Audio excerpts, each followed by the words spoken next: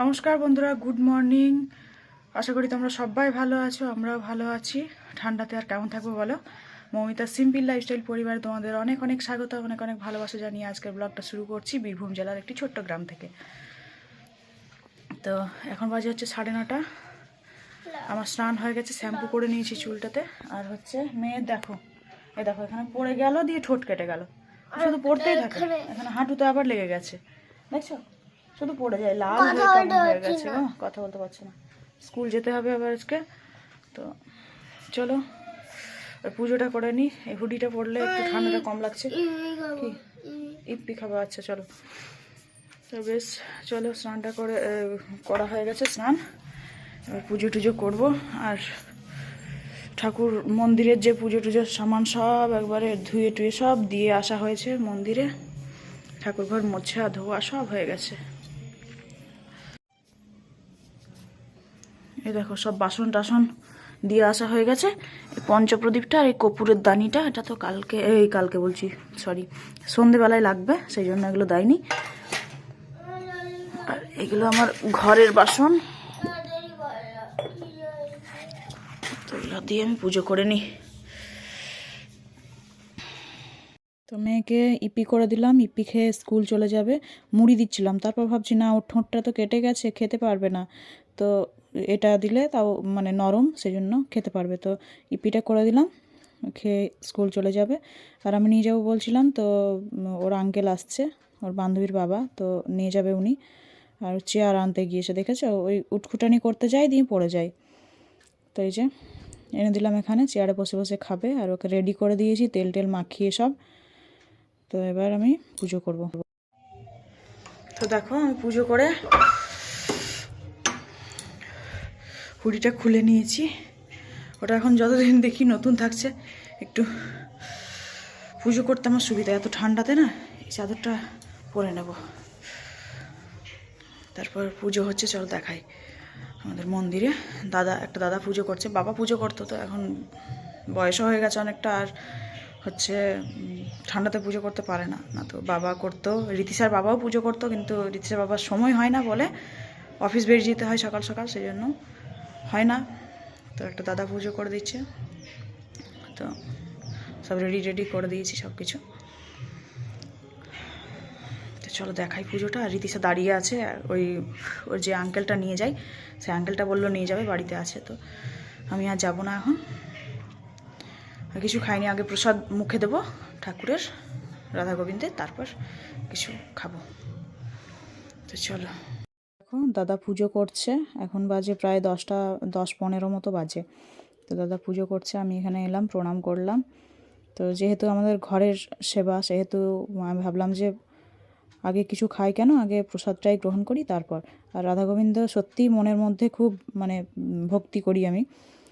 আমাদের এখানে সবাই ভক্তি করে। এবার জানি না ভিডিওর মধ্যে অনেকে দেখে ভাববে মজা বা কিছু, কিন্তু সত্যি কথা বলতে বিশ্বাসে মিলাই বস্তু, তর্কে বহুদূর। এ দেখো প্রসাদ দিচ্ছে দিদি, তো প্রসাদ নিলাম। একজন পায়েস দিয়েছিল, অন্নের ভোগ, তো পায়েসটাও হাতে করে নিলাম। তো এগুলো নিয়ে তারপর এই যে যারা দুধ দিয়েছে রাধা গোবিন্দের পুজোর জন্য, যে কাকিমাটা, ওদের বাড়ি যাচ্ছি এখন পুজোর মানে প্রসাদটা চিড়ে প্রসাদটা দিয়ে আসতে, ওদের বাটিতে করেই। তো এই যে কাকিমার বাড়িতে ঢুকছি, ঢুকে দেখছি যে কাকিমা নেই, দেওরের বউটা রয়েছে, তো ওকে দিয়ে চলে আসবো প্রসাদটা। তো রাধা গোবিন্দের প্রসাদ পাওয়া খুব ভাগ্যের ব্যাপার। তো দিয়ে দিলাম ওকে, আমি এখন বাড়ি চলে যাব।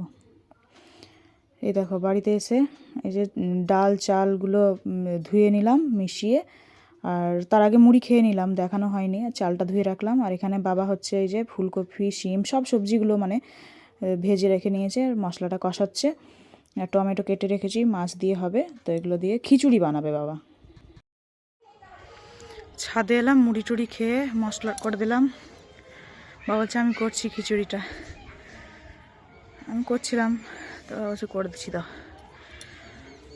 তো বাবা খিচুড়ি করছে, মশলা বেটে দিলাম, বানিয়ে দিলাম তরকারি। তারপর আজকে কালকে বাটা মাছ রয়ে গেছে, বাটা মাছগুলো টমেটো দিয়ে হবে, খিচুড়ি হবে, ব্যাস। আর কিছু হবে না। আলু ভাজা করবো বলছিলাম, তো বলছে আলু ভাজা ভাল লাগছে না খেতে, খাবো না। তো মাছ আর খিচুড়ি। আর এই কালকের ছাদে যেগুলো মেলা ছিল অনেকগুলো শুকোয়নি, ওগুলো বাস মেরে দিলাম। আজকে রোদ উঠেছে খানিক, তো প্রচণ্ড হাওয়াও বইছে, সুরসুর করে ঠান্ডা হাওয়া। এখানে বসি একটু।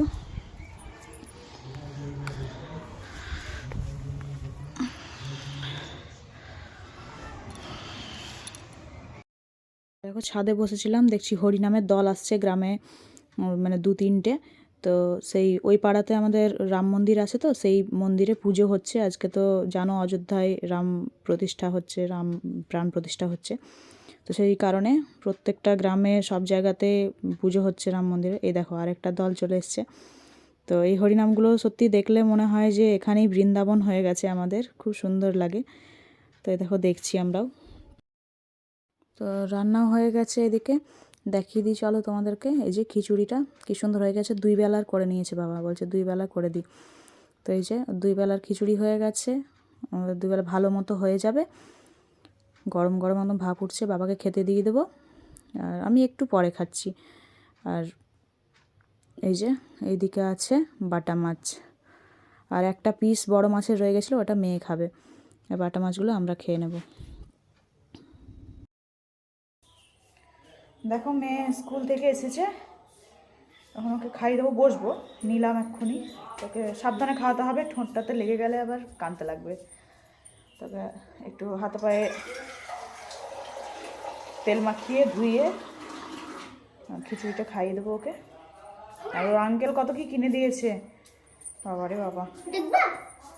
না এখন দেখাতে হবে না, পরে দেখাবো, পরে দেখাবো। রং পেন্সিল, মিষ্টি, চিড়ে ভাজা তো খেয়েছে ওখানেই, ডোনেট কী কী সব বলছে।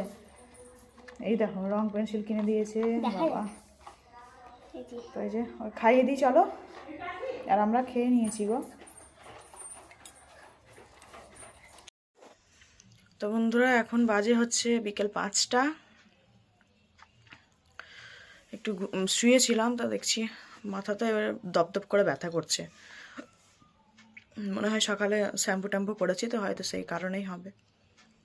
আর মেয়েটা কি করছে দেখো, মেয়েটা কালকে একটা আঁকা কম্পিটিশান আছে, তো দেখা যাক, জানি না নিয়ে যাব কি যাব না। তো ওর যাবার জন্য খুব আগ্রহী, বলছে আমি প্র্যাকটিস করি আজকে থেকেই, দেখা যাক নিয়ে যেতে পারি কি না।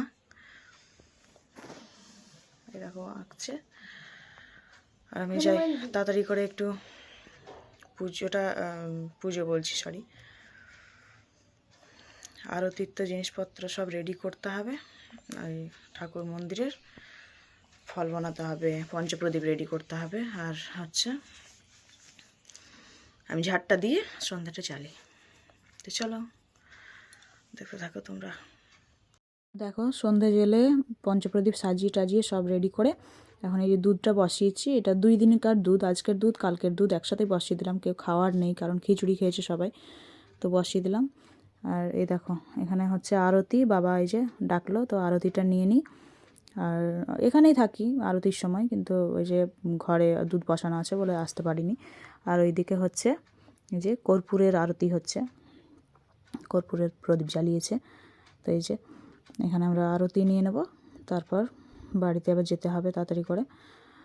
তো চলো নিয়ে নিই। এই যে এসে গেছি, হচ্ছে এদিকে দুধ বসিয়ে দিয়েছি তো আগেই, আস্তে আস্তে হচ্ছে। আর এইদিকে হচ্ছে আলু কটা বানিয়ে ভাপাতে দিয়ে দিলাম, কারণ বাবা বলছে তাহলে মশলা দিয়ে আলু ভাজা করো। তো খিচুড়ি রয়ে গেছে। আর হচ্ছে এই দেখো আমি আলতা পরে নিয়েছি বিকেলবেলাতে, সন্ধ্যে জ্বালার আগেই টুক করে আলতা পরে নিলাম। তো এই যে ভাপানো হয়ে গেছে আমার আলুটা, আর ওইদিকে তেল গরম করতে দিয়েছি, আমি সাদা তেলেই করব আলু ভাজাটা। তো হচ্ছে এই দেখো একটু লবণ হলুদ দিয়ে নেড়ে চেড়ে ভেজে নেবো হালকা করে। আর একেবারে ভাপাইনি, মানে অনেকটা সেদ্ধ হয়ে গেলে তখন গলে যাবে। তো এই দেখো আমার এই যে লবণ হলুদ দিয়ে আলুটা ভালো করে ভাজা হয়ে গেছে, এবার নামিয়ে রাখবো ওটাকে। আবার ওই কড়াইয়ে তেল দিয়ে দিয়েছি, দিয়ে এবার মশলাটাকে কষে নেব। তো এই যে মশলা কষাচ্ছি, বসালাম এক্ষুনি। তো আজকে জানো তো কেন খিচুড়ি করেছিলাম, আজকে ওই রাম মন্দিরের ওখানে মৎস্য হচ্ছিল, গোটা গ্রামের গেছিলো, তো আমাদের যাওয়া হবে না বলে আমরা যাইনি। এই যে ভাজা হয়ে গেছে, আমি এবার আলুটা দিয়ে দেবো। আলুটা দিয়ে ভালো করে আবার মানে নাড়াচাড়া করে ভেজে নেব, তাহলেই কমপ্লিট। তো আর খিচুড়িটা গরম করে নেব।